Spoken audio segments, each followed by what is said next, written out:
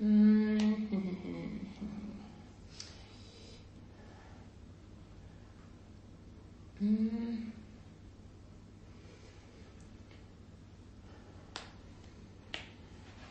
think for me it's a bit hard to interweave them at the same time. Yeah, I'm just going to say, wouldn't the methods go over with the product management? No, but what I was saying is not product management, but maybe just the product. So this is a story of both organizing for digital innovation, right? And it's a story of digital innovation itself, which involves the creation of new products and the creation of new business models. And what we want to tell also in the story is what are the concrete innovations that came out of all this activity, right? Initially, it was just replicating some functionality that we already offer to the mobile. Mm-hmm. Then we started to create some completely new ideas and implemented them, etc., up to the point. Then we created a whole company, right? It's like, that's like the real innovation outcomes that have been produced, right? Okay. Because I think that the reader will want to know this. I've had that comment before when I wrote a paper with a Fabian on something very, the MISQ paper related to what we're talking about here based on the Deutsche Bank case. And the reviewers were asking me, like, you talk about digital innovation, but you don't really give us any examples of digital innovation, what actually happened. What are the products, the innovative products that were actually created? And so I think we're going to have to tell a little bit of that in the paper as well. I'll say replicate features of desktop to mobile form factor. What might be interesting is this mobile first, mobile only attitude that Michael was pushing for a lot. So in the beginning he said mobile first, and he was always showing these slides of how the login numbers of the online banking, so desktop and tablet,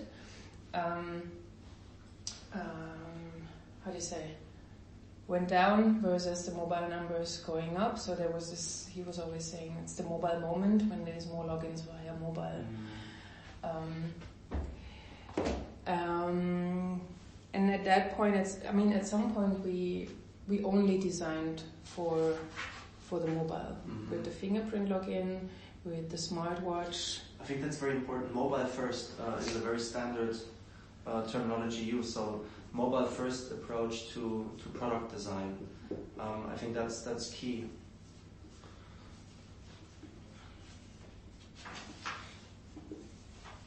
Mobile first approach to product design.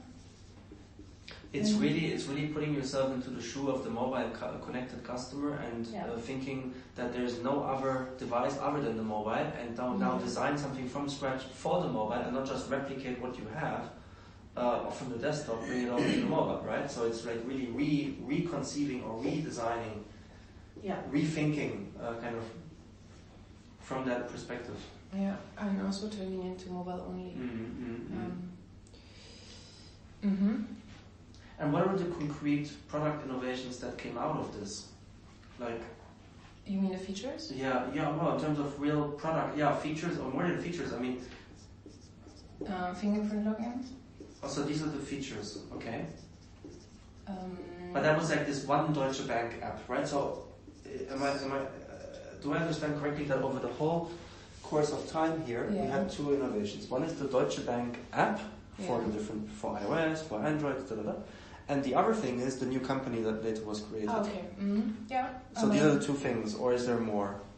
Well, in the beginning, when we didn't have the new app started, we had the fingerprint login and the Apple Watch app. You also had the Apple Watch. That's also important to mention. Yeah. So you had the Apple Watch. You had the mobile app. Which is impossible to do on a desktop. That's what I'm saying. It's a good example for mobile only. It's a good example. Yeah. I think this story that you were the first when the Apple Watch was launched, that you were this little story of having been there from day one that you told us yesterday. Yeah. We should incorporate that. Yeah. Yeah. So this is something that will attract Michael to tell that story because he really loves that story. Cool. So then something that then happened was so mobile first approach to product design. We wanted to do this, but we were 3 people. So we noticed that there's not enough capabilities. So in the beginning, we partnered up with design agencies. But then notice, and then we brought in the designers on site of that design agency, and then we started to, after some month, recruit internal designers. It's. I think it really emphasizes that. It really emphasizes the long-term interest in a cohesive design, where you don't just go to an agency and say, okay, can you please design this feature for me? And then you come back and then you have it, and then you say, okay, I want to do another feature now. I go back and then I get some other designer, and then it doesn't fit together. Does it make sense? Like this kind of getting capabilities for development and design in. Yeah, I think this is a thing that you mentioned also yesterday, and I agree that that's important, that over time this understanding within Deutsche Bank developed about the critical capabilities that you need to have in-house, including the developers, including, even though there's still an outsourcing model today, but the design UX design knowledge and know-how. Yeah. All these things that you need to bring that in-house, and then also internally you need to bring people together. So that to me is, but that to me, Claudia, would be more on the side of organizing, See, I can even see this as more than two dimensions here. You may have like three across, and you show how they interact. So you've got your traditional online banking, you've got your traditional project management. Waterfall is your project management tool, products released, blah, something like that, no? Yeah. And then your organizational changes. So there may be 4 columns here. So there's product innovation. So what innovations happen? Yeah, you can delete it. So there's product innovation. There's ways of working. So what did you say, Lori? What are the different... There's organizational issues. Yeah, organizational changes. Yeah. But that includes ways of working, right? That includes, like, for example, switching from waterfall to agile.